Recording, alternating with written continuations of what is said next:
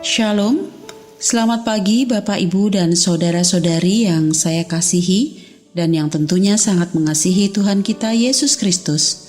Selamat berjumpa kembali dengan sapaan dan renungan pagi GKI Salatiga, Kamis 27 Oktober 2022 bersama saya Ferini Handayani. Pagi ini saya ingin berbagi bersama Bapak Ibu sekalian tentang apa yang harus kita lakukan apabila kita melakukan sebuah kesalahan. Dan nats yang akan saya ambil dari kitab Mazmur 103 ayatnya yang ke-10 dan kitab 1 Yohanes 1 ayatnya yang ke-9. Tetapi sebelumnya marilah kita berdoa terlebih dahulu. Mari kita satu di dalam doa.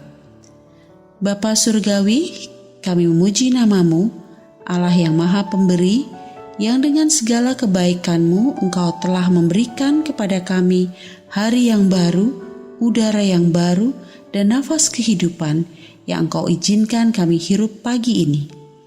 Sebentar lagi kami akan merenungkan firman-Mu tentang apa yang harus kami lakukan saat kami terlanjur melakukan sebuah kesalahan. Kami percaya Engkau hadir bersama kami saat ini agar kami bisa lebih mengerti firman-Mu ini. Kami menaikkan doa ini hanya di dalam nama-Mu Tuhan kami Yesus Kristus. Amin. Melakukan kesalahan adalah sebuah hal yang sangat pasti pernah dilakukan orang di sepanjang hidupnya. Baik kesalahan yang masih dalam bentuk pemikiran maupun yang sudah dalam bentuk perbuatan. Bapak Ibu yang saya kasihi, sebuah kesalahan kecil mungkin akan segera dilupakan orang. Tetapi bagaimana bila yang kecil ini ternyata menjadi hal yang besar bagi orang lain? Kita menganggap sebuah kesalahan kecil tetapi orang lain menjadi pahit hati, menjadi tawar hati. Dalam hal mengakui kesalahan, pasti banyak orang yang sulit untuk melakukannya. Turunnya harga diri, malu dicemooh, dan mempertahankan ego adalah beberapa alasan yang membuat kita enggan untuk mengakui sebuah kesalahan. Tetapi takut mengakui sebuah kesalahan bukanlah perkara seberapa besar kesalahan yang kita buat atau seberapa kecil kesalahan tersebut. Dengan alasan apapun yang mendasarinya, kesalahan tetaplah sebuah kesalahan.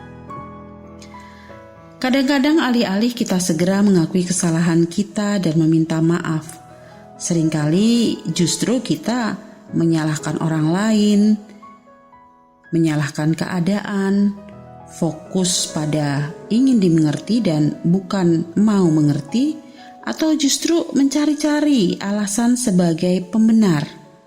Seperti juga yang tergambar pada kitab 1 Samuel ya, di mana Raja Saul di ayat yang ketiga, di mana diperintahkan untuk menumpas habis tanpa sisa bangsa Amalek, tetapi ia ternyata menyisakan kambing, domba, dan lembu-lembu yang terbaik.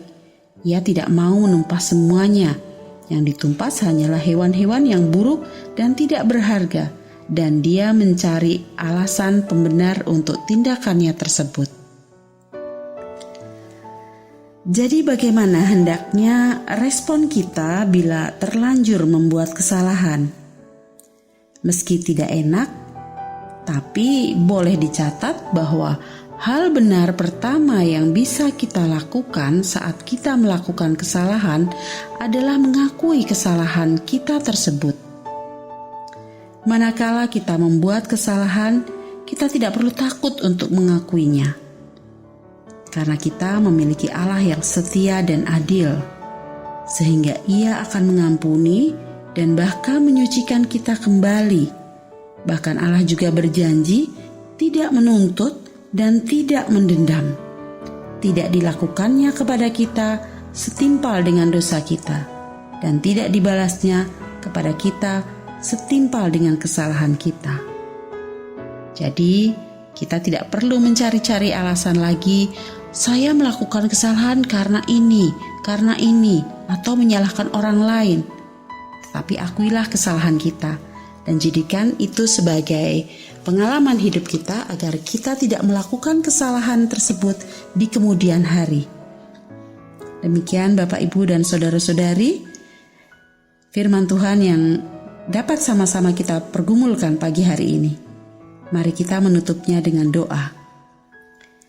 Bapa terkasih, terima kasih untuk firman-Mu yang menyejukkan kami pagi ini dan selalu mengingatkan kami untuk mau mengakui dosa dan kesalahan kami. Karena kami tahu ada Engkau yang setia dan adil, yang akan selalu setia mengampuni semua kesalahan-kesalahan kami dan mampukan kami untuk menjadi pribadi-pribadi yang bertanggung jawab atas segala perbuatan maupun kesalahan-kesalahan kami, dan menjadikannya sebagai pengalaman hidup agar tidak mengulanginya lagi di masa yang akan datang. Terpujilah Engkau Yesus selama-lamanya di dalam kehidupan kami. Amin. Demikian Bapak, Ibu, saudara-saudari yang terkasih, selamat memulai aktivitas hari ini bersama kasih dan penyertaan Tuhan kita Yesus Kristus. Amin.